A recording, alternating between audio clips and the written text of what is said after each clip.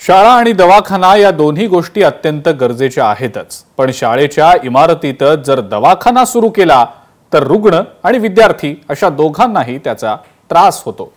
पण असा अजब प्रकार एका नगरपालिकेने केलाय। त्यामुळे शाळेच्या मुख्याध्यापिका, पालक नगरपालिकेकडे तक्रारही करतायत, पण प्रशासन मात्र ढिम्म आहे। पाहुयात याच संदर्भातला हा स्पेशल रिपोर्ट।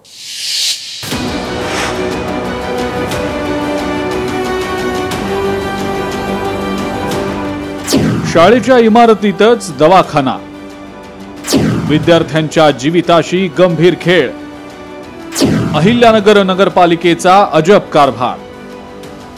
ही दृश्य पाहून तुम्हाला समजलं असेलच की ही शाळा आहे, तीही नगरपालिकेची। या शाळेत चिमुकली मुलं शिकतात, खेळतात, बागडतात, पण यातली गंभीर गोष्ट ही की या शाळेच्या इमारतीमध्येच दवाखाना सुरू करण्यात आलेला आहे। लोकशाही मराठीनं या शाळेची पाहणी केली तेव्हा शाळा आणि दवाखान्याच्या मध्ये केवळ एक भिंत आहे आणि त्यातच या विद्यार्थ्यांना शाळेच्या आवारामध्येच पोषण आहार दिला जातो। दवाखान्यात अनेक रुग्ण येत असतात, ते शाळेचंच प्रसाधनगृह वापरतात, त्यामुळे आजारांचा संसर्ग चिमुकल्या विद्यार्थ्यांना होण्याची भीती व्यक्त होतीये। या सगळ्याबाबत अहिल्यानगरच्या श्रीरामपूर नगरपालिकेकडे तक्रार केली, पण प्रशासन ढिम्मच आहे। उपक्रम चांगला आहे, त्याबद्दल मला काहीच वाद नाही, फक्त ती आमच्या शाळेत नकोय एवढाच माझा हेतू आहे। म्हणजे शासनाची योजना चांगली आहे, त्याबद्दल काहीच म्हणायचं नाही, फक्त ती आमच्या शाळेत नकोय। आमच्या शाळेत लहान मुलं आहेत, त्यांचा म्हणजे सगळा सारासार विचार करून ही आरोग्यवर्धनी कुठेतरी दुसरीकडे शिफ्ट झाली तर नक्कीच चांगलं होईल। आमच्या शाळेत आयुष्मान भारत म्हणून दवाखाना आहे, त्यामुळे पालकही विद्यार्थ्यांच्या आरोग्याबाबत चिंतेत आहेत। आयुष्मान भारत म्हणून दवाखाना आहे, तर त्याचा आम्हाला असा त्रास होतो की पेशंट जे येतात ते आमच्या मुलांजवळून येतात जातात, म्हणजे संसर्ग होण्याची आम्हाला सुद्धा खूप भीती असते आणि आम्ही मुलांची त्यामुळे खूप काळजी घेतो। आणि आमचं टॉयलेट त्या बाजूला असल्यामुळे मुलं तिथून जाणं साहजिकच आहे, तिथूनच जावं लागतं त्यांना, त्यामुळे आम्हाला थोडा त्याचा त्रासच आहे। या शाळेतल्या लोकांनी सुद्धा वेळोवेळी नगरपालिकेच्या मुख्य अधिकाऱ्यांकडे मागणी केली होती की आपण ही शाळा तो दवाखान्यातून शिफ्ट करा, पण त्यांनी नगरपालिकेचे सीओ श्री मच्छिंद्र घोलप यांनी त्यांच्या मागणीकडे 1.5 वर्षाच्या मागणीकडे डायरेक्ट दुर्लक्ष केलेलं आहे।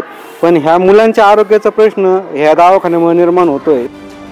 दवाखान्याची आणि शाळेची एकच वेळ आहे, त्यामुळे शाळेत आलेले पालक कोण आणि रुग्ण कोण हेच कळत नाही।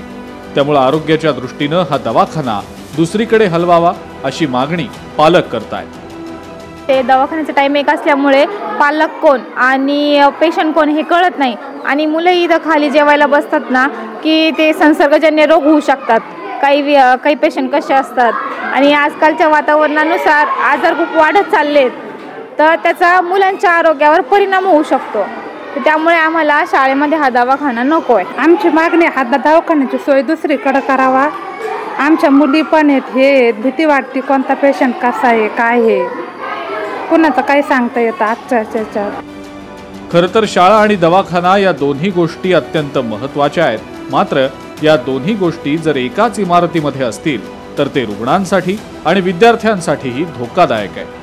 त्यामुळे मुख्याध्यापिका, पालक आणि सामाजिक कार्यकर्ते श्रीरामपूर नगरपालिकेकडे पाठपुरावा करतायत, पण नगरपालिकेचे मुख्याधिकारी मच्छिंद्र घोलप त्याकडे कानाडोळा करतायत आणि म्हणूनच संताप व्यक्त होतोय। गोविंद साळुंके, लोकशाही मराठी, शिर्डी। लोकशाही मराठी ऐका, पहा, जागरूक रहा।